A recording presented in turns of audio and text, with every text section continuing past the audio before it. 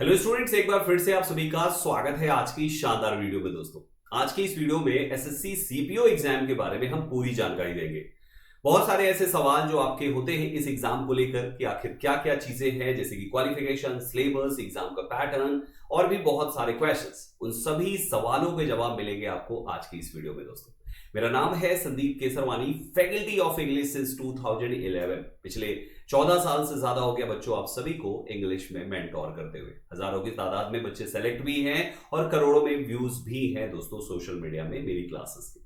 आइए शुरुआत करते हैं। जो भी बच्चे पहली बार हैं वो संदीप केसरवानी इंग्लिश इस यूट्यूब चैनल को जल्दी से सब्सक्राइब कर लें और साथ ही साथ बेल आइकन जरूर दबा दें। साथ ही साथ शेयर जरूर करें साथियों इस चैनल के लिंक को, सो दैट बाकी लोग भी सब्सक्राइब करके अपनी इंग्लिश को बेहतर कर सकें यूट्यूब से भी और इंपॉर्टेंट इंफॉर्मेशन का हिस्सा भी बने रहें। साथियों, हमारे इस चैनल पे आपको ये सारे सेक्शंस विजिट करने हैं, जैसे video, shorts, live, playlist and post. इन सब जगहों पे आपको भर भर के कंटेंट मिलेगा जो आपके लिए काफी हेल्पफुल साबित होंगे। साथ ही साथ दोस्तों, हमारा यूट्यूब चैनल के अलावा जो हमारा ऐप है Sandeep academy exam prep app, इसको जरूर से जरूर डाउनलोड कर लीजिएगा। यहां पर भी बहुत सारे फ्री पीडीएफ मिलेगी, बहुत सारे फ्री टेस्ट मिलेंगे, बहुत सारी क्विजेस मिलेंगी जो बिल्कुल फ्री ऑफ कॉस्ट है। साथ ही साथ फाउंडेशन बैचेस भी आपको यहां पे मिल जाएंगे जो कि फुल फाउंडेशन बैच होंगे। अब आइए बात करते हैं आज के एग्जाम के बारे में। माय डियर स्टूडेंट, सवाल हमारा एसएससी सीपीओ जो आपका क्वेश्चन था कि एसएससी सीपीओ क्या है। तो एसएससी सीपीओ एक गवर्नमेंट एग्जाम है जो कंडक्ट किया जाता है एसएससी के द्वारा। तो रिक्रूट किसको करना है? सब इंस्पेक्टर इन दिल्ली पुलिस या CISF, CRPF and other central police forces. तो ये एक वर्दी वाली जॉब है दोस्तों, ये एक वर्दी वाली जॉब है। इस वीडियो को हम काफी डिटेल में बताएंगे तो थोड़ी सी लंबी हो सकती है, लेकिन इंफॉर्मेशन आपको पूरी मिलेगी साथियों, तो इसको बड़े ध्यान से पूरा सुनना है आपको। अब बात करते हैं नोटिफिकेशन। तो नोटिफिकेशन की जो डेट होती है वो जनरली जून का महीना चुना जाता है दोस्तों। कभी कभी मई हो सकता है, लेकिन ज्यादातर देखने को मिलता है कि जून में नोटिफिकेशन इसका आता है। और जब एग्जाम की डेट होती है तो दो टायर में इसके एग्जाम होते हैं, टायर 1 और टायर 2। जो पहला एग्जाम होगा वो आपके सितंबर से अक्टूबर के बीच में हो सकता है और दूसरा एग्जाम दिसंबर या जनवरी अगला साल भी लग जाता है दोस्तों। तो ये आपके दोनों टायर के एग्जाम्स होने के मंथ्स है दोस्तों। एग्जैक्ट डेट नोटिफिकेशन में लिख के आती है, तो हम नोटिफिकेशन जब की वीडियो करेंगे तो उसमें आपको डेट भी बताएंगे। बट आप इनके मंथ्स के हिसाब से मेंटली प्रिपेयर्ड रहिए कि इन महीने में नोटिफिकेशन और इस महीने में एग्जाम हो सकते हैं। माय डियर स्टूडेंट्स, कैलेंडर 2025 जो आया हुआ है उसके अकॉर्डिंग आपके नोटिफिकेशन की जो डेट होगी वो होगी 16 जून। 16 जून से लेकर 7 जुलाई तक इसका फॉर्म भरा जाएगा दोस्तों, और 1 सितंबर से 6 सितंबर तक इसका एग्जाम भी कंडक्ट किया जाएगा। जैसे कि एसएससी सीपीओ ग्रेजुएशन लेवल की जॉब है, वर्दी वाली जॉब है, तो इसमें बहुत सारे स्टेप्स होते हैं, बहुत सारे लेवल होते हैं। क्या क्या चीजें हैं, एग्जाम का प्रोसेस क्या है, हम उन सब पे आगे बात करेंगे। लेकिन स्टूडेंट्स, आप एक चीज देख पा रहे होंगे कि 1 सितंबर से 6 सितंबर में एग्जाम खत्म। यानी यहां पर जो इसका टायर 1 है, टायर 1 के लिए केवल 1 2 3 4 5 6 1 2 3 4 5 6 दिन में सब कुछ खत्म। तो आप इतने कम टाइम में एग्जाम क्यों हो रहा है? क्योंकि यहां पर जो सिलेक्शन का प्रोसेस है, जो प्रोसीजर है, वो कई लेवल से गुजरना पड़ता है। तो बहुत सारे ऐसे स्टूडेंट्स होते हैं जो इसका फॉर्म भरते ही नहीं। तो एग्जाम का जो लेवल है, जो कंपटीशन का जो टफनेस है, वो बाकी एग्जाम्स के कंपैरिजन में काफी इजी होता है। तो अगर आप एलिजिबल हैं, जिसका क्राइटेरिया हम आगे बताएंगे, आप इसका फॉर्म जरूर भरिएगा। सेलेक्ट होने के चांसेस यहां पे ज्यादा होते हैं दोस्तों। अब बात करते हैं यहां पे एसएससी सीपीओ की जो पोस्ट लिस्ट है उसमें किन किन पोस्ट के लिए यहां पे इस एग्जाम को कंडक्ट कराया जाता है। सीपीओ की जो पोस्ट है, central police organisation exam recruits candidates for various sub inspector, जो पोजीशन इन दिल्ली पुलिस में होगी, और central armed police forces CIPF की पोस्ट के लिए होगा। Sub inspector executive in Delhi police में मेल कैंडिडेट्स की अलग रिक्रूटमेंट किया जाता है और फीमेल कैंडिडेट्स के लिए अलग रिक्रूट किया जाता है। यानी दोनों कैंडिडेट्स, दोनों जेंडर के कैंडिडेट्स यहां पर सिलेक्ट होते हैं। दोनों की कट ऑफ भी अलग अलग होती है, दोनों के लिए चीजें भी अलग अलग होता है, बस पेपर एक होता है। ठीक। Sub inspector GD in central armed police forces यानी कि सीएपीएफ के लिए जो पोस्ट है वो है आपकी बीएसएफ, सीआईएसएफ, सीआरपीएफ, आईटीबीपी और एसएसबी। ये 5 पोस्ट आपके इसके अंतर्गत होती है। तो एक ये हो गया, दूसरा आपका सब इंस्पेक्टर इन दिल्ली पुलिस हो गया। ठीक है दोस्तों, आगे बात करेंगे सीपीओ की जो वैकेंसी ट्रेंड चल रहा है ईयर वाइज कि कौन से साल में कितनी वैकेंसी आ रही है। तो अगर मैं 2024 लास्ट ईयर की बात करूं तो 5308 वैकेंसी थी। वही एक साल पहले 2023 में दोस्तों 1800, यानी काफी कम हो गई, 1879। फिर 2022 एक साल और पहले चलिए तो 4300 थी, 2020 में 1564 थी, 2019 में 2745, 2018 में 1223, यानी अगर देखें तो सबसे ज्यादा वैकेंसी लास्ट ईयर 2024 में ही रही। 2025 में क्या वैकेंसी हो सकती है, आप कमेंट करके जरूर बताइएगा। आपके अकॉर्डिंग क्या लगता है, क्या वैकेंसी आनी चाहिए 2025 में साथियों, या जिस ईयर भी आप देख रहे हैं वीडियो। आगे बात करें वैकेंसी ट्रेंड के कुछ एग्जांपल्स के साथ, यहां पे समझा रहा है कि किस पोस्ट के लिए कितनी क्या वैकेंसी थी। तो जैसा कि आप देखें, सबसे पहले मेल और फीमेल जो दिल्ली पुलिस के लिए है सब इंस्पेक्टर की पोस्ट, उसमें कैटेगरी वाइज ये वैकेंसी लिखा हुआ है कि मेल के लिए कितना, फीमेल के लिए कितना। तो टोटल मेल के लिए 125 और फीमेल के लिए 61 वैकेंसी थी। ठीक इसी प्रकार से इनके लिए भी दोस्तों बीएसएफ, सीआईएसएफ, सीआरपीएफ, आईटीबीपी और एसएसबी, इनके लिए भी मेल और फीमेल की कैटेगरी वाइज पोस्ट यहां पर होती है दोस्तों। ठीक है, टोटल संख्या ये यहां पे लिखी हुई है और इस तरीके से एक टोटल नंबर आ जाता है कि हाँ इसके लिए इतने मेल इतने फीमेल चाहिए, सीआईएसएफ के लिए इतने मेल इतने फीमेल, सीआरपीएफ के लिए इतने मेल इतने फीमेल चाहिए। तो ऐसे ऐसे करके इसका पूरा वैकेंसी का जो ट्रेंड होता है वो कुछ इस तरीके से फाइनल किया जाता है।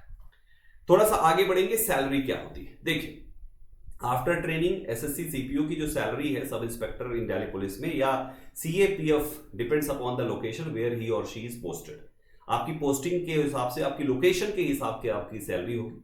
The major reason is the difference in HRA and TA which varies from city to city, क्योंकि अलग अलग सिटी के हिसाब से एचआरए अलग होगा।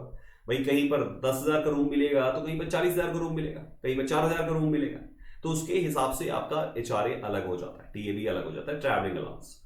अब ये एक्स सिटी, वाई सिटी और जेड सिटी, तीनों सिटी का यहां पर आपका जिक्र किया गया है। बेसिक सैलरी तीनों की सेम होती है, डीए तीनों का सेम होता है, लेकिन एचआरए तीनों का हमेशा ही अलग होगा दोस्तों। टीए की भी अलग ही होगा क्योंकि सिटी वाइज अलग रहेगा दोस्तों, है ना। डीए ऑन टीए, यहां पर भी कुछ आपके नंबर्स दिख रहे हैं। जो नेट सैलरी आपके हाथ में आती है वो कुछ ये आती है दोस्तों। इसमें कुछ डिडक्शंस भी होते हैं और डिडक्शन के बाद जो आपकी सैलरी बनती है वो सिटी वाइज कुछ इस तरह की बनती है शुरुआत में आपके ज्वाइनिंग के टाइम में। ये नहीं कुछ साल के बाद ये इसमें बहुत सारा ग्रोथ होता है और ये काफी अच्छी सैलरी बनती चली जाती है। तो अगर देखें यहां पर 43,934 जेड सिटी में सैलरी बनती है इन हैंड, फिर उसके बाद 44,766 बनेगी वाई सिटी में और 49,704 बनेगी आपकी एक्स सिटी में। अब सवाल ये आता है कि सर ये X city, Y city, Z city का मतलब क्या है, तो मैं आपको इनका पूरी लिस्ट ही दे देता हूं। जो एक्स सिटीज है बच्चे वो उनकी लिस्ट ये लिखी हुई है, वाई सिटी में बहुत सारी सिटीज हैं और जेड सिटी में ऑल अदर सिटीज जो इनके अलावा बचती हैं वो सबकी सब आती हैं। तो आप अगर जानना चाहते हैं कि इस सिटी में कौन कौन से शहर हैं तो आप इस लिस्ट को पढ़ सकते हैं और अपना शहर या अपने हिसाब से जानकारी ले सकते हैं साथियों। ठीक है, आगे बढ़ेंगे। अब बात करते हैं जॉब प्रोफाइल क्या है, काम क्या करना पड़ता है। तो ये एक फील्ड जॉब है, जैसा कि आपको पता है कि ये वर्दी वाली जॉब है।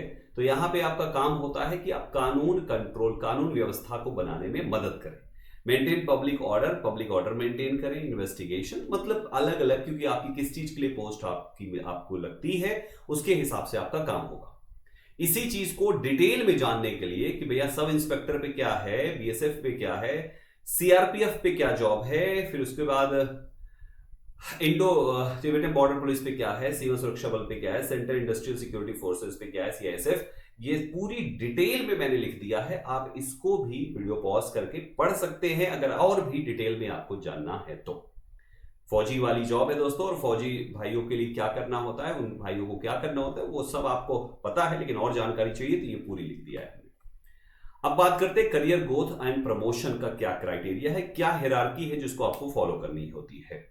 Employees get an opportunity of growing in the organization by qualifying regular internal examination। बड़े ध्यान से देखिए, एसएससी रेगुलर इंटरनल एग्जामिनेशन भी कराती है और उसके बेस पर आपको एक हायरार्की को फॉलो करते हुए आपकी ग्रोथ होती है।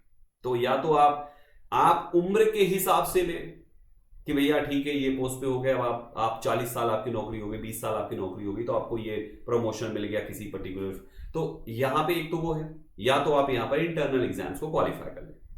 तो सबसे पहला होता है सब इंस्पेक्टर, उसके बाद आप इंस्पेक्टर बनते हैं, फिर आप सीनियर इंस्पेक्टर बनते हैं। फिर SCP, DCP, additional commissioner of police बनते हैं, ज्वाइंट कमिश्नर ऑफ पुलिस, फिर स्पेशल कमिश्नर एंड फिर कमिश्नर बन जाते हैं। तो कुछ इस प्रकार से हायरार्की को फॉलो करते हुए आप अपना प्रमोशन कराते जाते हैं। और ये करियर ग्रोथ, ये प्रमोशन इंटरनल है, मतलब इनके लिए बाहर वाले स्टूडेंट्स जो अभी सीपीओ का हिस्सा नहीं है, सीपीओ एग्जाम क्रैक करके इस जॉब का हिस्सा नहीं है, वो अप्लाई ही नहीं कर सकते। तो इंटरनल है, लिमिटेड ही वैकेंसी होती है और लिमिटेड कैंडिडेट्स ही अप्लाई करते हैं।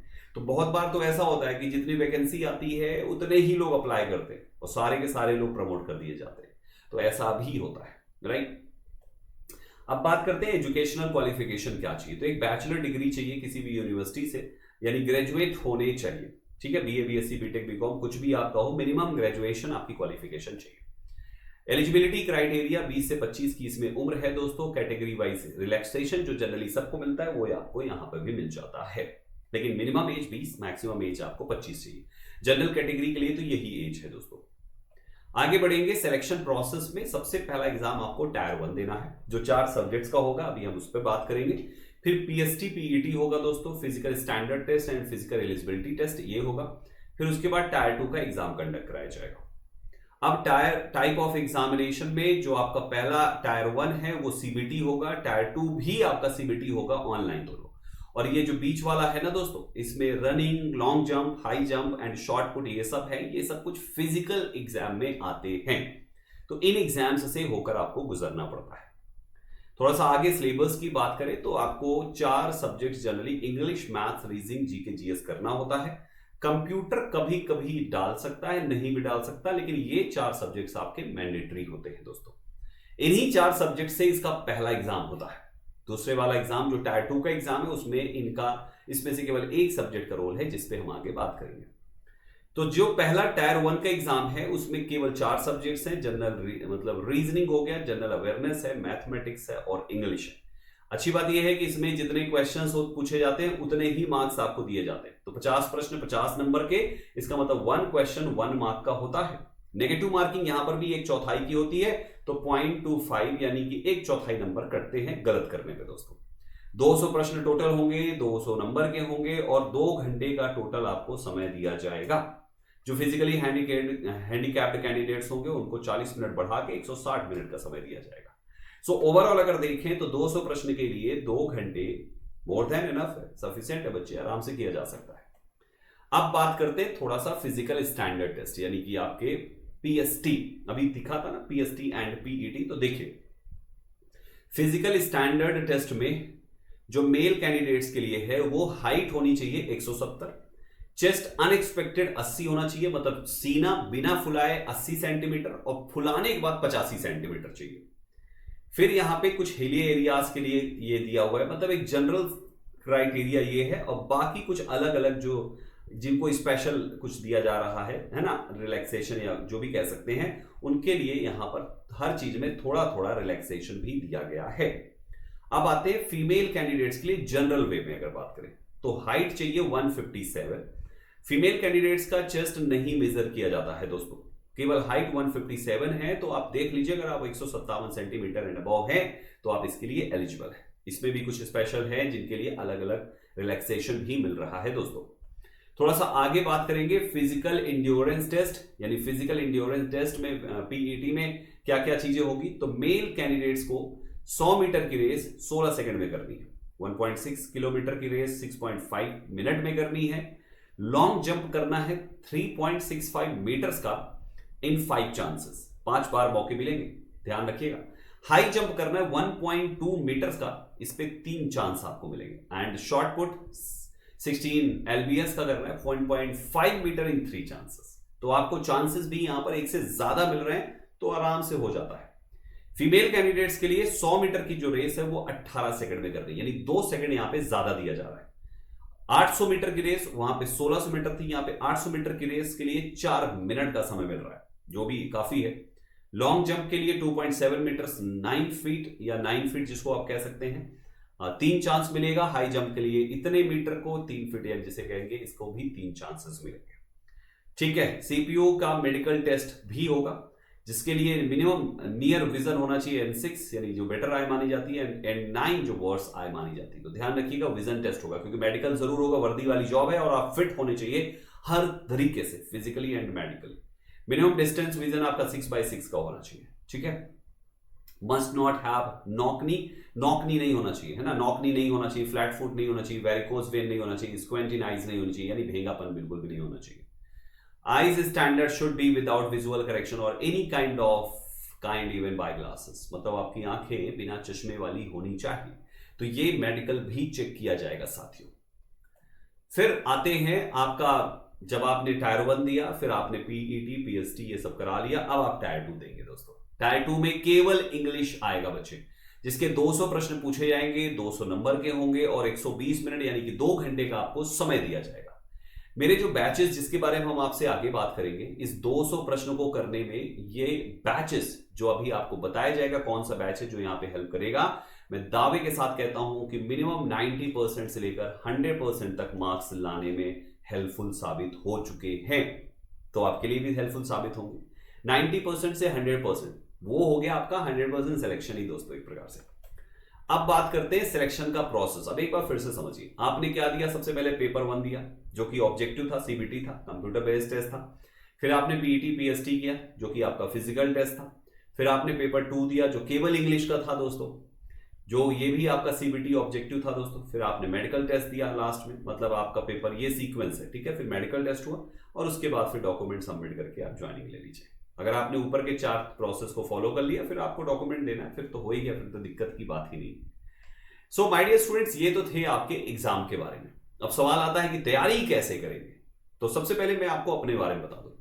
मेरा नाम है Sandeep Kesarwani, faculty of English since 2011। 14 साल से ज्यादा हो गया बच्चे, और इस 14 साल के इस जर्नी में मेरे 17,500-18 हजार ऐसे बच्चे हैं जो अलग अलग गवर्नमेंट जॉब में सेलेक्ट हैं, जिनको मैंने इंग्लिश पढ़ाया है। करोड़ों में व्यूज हैं बच्चे। तो ये सारी चीजें मैं आपको इसलिए बता रहा हूं क्योंकि आपको एक भरोसा बनेगा कि हाँ, आप अपना जो टाइम देने वाले हैं वो सही जगह पर सही तरीके से देने वाले हैं। अब प्यारे बच्चों, बात करते हैं कि जो मेरे बैचेस होंगे, जैसे सीपीयू के प्रीलिम में 50 मार्क्स की इंग्लिश और मेंस में 200 मार्क्स की इंग्लिश आएगी। ये 250 नंबर की इंग्लिश में मैं दावे के साथ कहता हूं कि जो हमारे ऐप पे आपको बैच मिलेगा वो मिनिमम 90% से लेकर 100% मार्क्स प्रोवाइड कराने वाले बैचेस हैं। तो आपको क्या करना है, Sandeep academy exam prep app, जो इस वीडियो के डिस्क्रिप्शन बॉक्स में जिसका लिंक मिल जाएगा या कमेंट बॉक्स में भी पिन है, उससे क्लिक करके आप जा सकते हैं। इस ऐप पर आपको एसएससी कैटेगरी वाला गोल सेलेक्ट करना है और इस पेड कोर्स वाले सेक्शन में जाना है। और भी ऑप्शंस हैं, सब चेक कर लीजिएगा, आपके बहुत सारे काम की चीजें यहां पर हैं। फ्री वाले कंटेंट भी हैं, पेड वाले कंटेंट भी हैं। तो ये पेड कोर्स वाले ऑप्शन में जाना है और फिर आपको इनरोल करना है। न्यू बैच जो हमारा है वो है संकल्प 2.0 बैच। माय डियर स्टूडेंट्स, इस बैच की सबसे खास बात यह है कि मैंने हर क्लास में शुरुआती 15 मिनट वोकैबुलरी पढ़ाई है ताकि वोकैबुलरी छूटे ना, बहुत इंपॉर्टेंट रोल प्ले कर रही है। और फिर उसके बाद ग्रामर पढ़ाया है और लास्ट में जो पढ़ाया है उस पर प्रैक्टिस कराई है और फिर जो पढ़ाया है उसी पर लगभग 20 क्वेश्चंस आपको प्रैक्टिस शीट दे दी है और ये हर क्लास में हमने किया है। तो इस तरीके से ये बैच बहुत स्पेशल हो जाता है और तैयारी ग्रामर, वोकैबुलरी और कॉम्प्रिहेंशन की 100% हो जाती है साथियों। तो जरूर इनरोल करिएगा संकल्प 2.0 बैच में। माय डियर स्टूडेंट्स, इसके अलावा संकल्प फाउंडेशन बैच भी है जो कि रिकॉर्डेड बैच है, आप चाहें तो इसमें भी इनरोल कर सकते हैं। इसके अलावा कुछ वोकैबुलरी के भी बैचेस हैं जिसमें आप इनरोल कर सकते हैं। इन बैचेस की डिटेल हमने इनके डिस्क्रिप्शन में डाल दी है। हमारा ऐप डाउनलोड करिए और इनका डिस्क्रिप्शन एक बार जरूर पढ़िएगा साथियों। मैं गारंटी के साथ कहता हूं आपको रिग्रेट नहीं होगा अगर आप संकल्प 2.0 का हिस्सा बन गए साथियों। तो फटाफट इनरोल कर लीजिएगा इस बैच में। इसके अलावा मेरी सोशल मीडिया है जिसमें भी आपका अकाउंट है, वहां पे मुझे फॉलो कर लीजिए। इन बैचेस में किसी के बारे में भी इंक्वायरी करनी है तो ये नंबर दिया हुआ है, इस पे व्हाट्सएप या कॉल करके आप इंक्वायरी कर सकते हैं साथियों। माय डियर स्टूडेंट्स, आप पहली बार है तो Sandeep Kesarwani English YouTube channel को सब्सक्राइब जरूर कर लें और शेयर कर दें अपने सारे साथियों के साथ, ताकि वो भी किसी भी प्रकार की इंफॉर्मेशन या इंग्लिश की बेस्ट क्लासेस से वंचित ना रहने पाए। ठीक है साथियों, अगर आपको कुछ और भी आपके सवाल हैं, कुछ और भी आपकी इंक्वायरी है इस एग्जाम के बारे में या कुछ भी आप पूछना चाहें तो आप वीडियो में कमेंट जरूर कर दीजिएगा। आपके हर सवाल का जवाब दिया जाएगा साथियों। वीडियो अच्छी लगी तो लाइक जरूर करिएगा और अपने साथियों के पास शेयर जरूर करिएगा। सब्सक्राइब करके इस परिवार का हिस्सा जरूर बनिए। इजाजत दीजिए मुझे, मैं संदीप केसरवानी मिलता हूं आप सभी से अगली वीडियो में। तब तक अपना ख्याल रखें और तैयारी के लिए माइंड मेकअप करें। इंग्लिश का मतलब संदीप केसरवानी, पूरी तैयारी करा दूंगा दोस्तों। Thank you very much, all the best for your examination.